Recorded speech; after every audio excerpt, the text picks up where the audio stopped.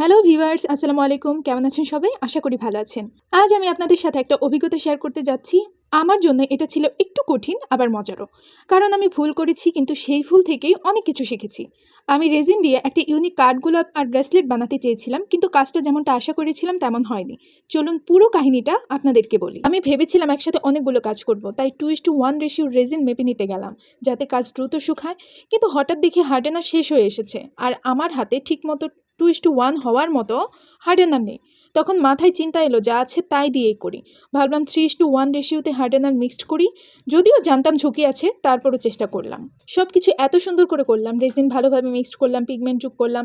যখন মোল্ডে ঢাললাম তখন কাঠগোলাপের ভেতরে যে লুকটা এলো সেটা আমার স্বপ্নের মতো ছিল। এত সুন্দর লাগছিল দেখে আমি সত্যিই খুব খুশি হয়েছিলাম। মনে হচ্ছিল এবার কাজটা একদম পারফেক্ট হবে। কিন্তু দুর্ভাগ্য, 24 ঘন্টা পর যখন মল্ড খুলে দেখলাম কিছুই শুকায়নি। সব রেজিন নরম আঠালো অবস্থায় পড়ে আছে।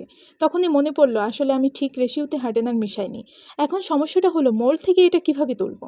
ভয়ে ছিলাম হয়তো মোল্ডটাই নষ্ট হয়ে যাবে। প্রথমে আমি আইসক্রিম স্টিক আর টিস্যু দিয়ে রেজিন পরিষ্কার করার চেষ্টা করলাম, কিন্তু তখন রেজিন এতটা আঠালো ছিল যে বারবার টিস্যু আটকে যাচ্ছিল। মনে হচ্ছিল হয়তো আজকে মল্ট আর বাঁচবে না।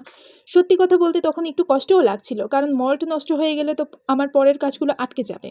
কিন্তু হঠাৎ মাথায় একটা বুদ্ধি এলো। আমি সেই আধা শুকানো আঠালো রেজিনকেই কাজে লাগালাম।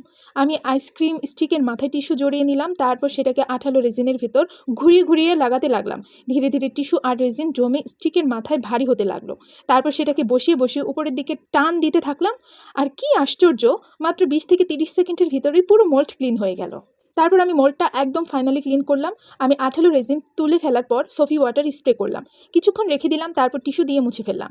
একদম নতুনের মতো ক্লিন হয়ে গেল আমার মোল্ড।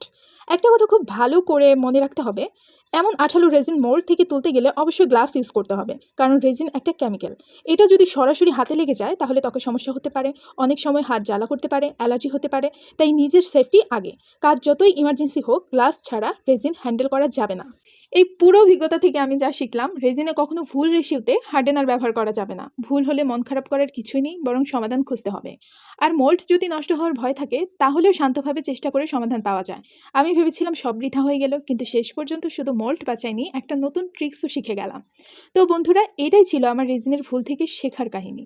আশা করি আপনারাও যদি কখনো এমন সমস্যায় পড়েন, আমার মতো এই ট্রিক্সটা কাজে লাগাতে পারবেন। আর অবশ্যই গ্লাভস ব্যবহার করবেন, সেফটি সবার আগে।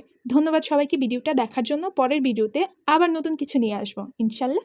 আল্লাহ হাফেজ।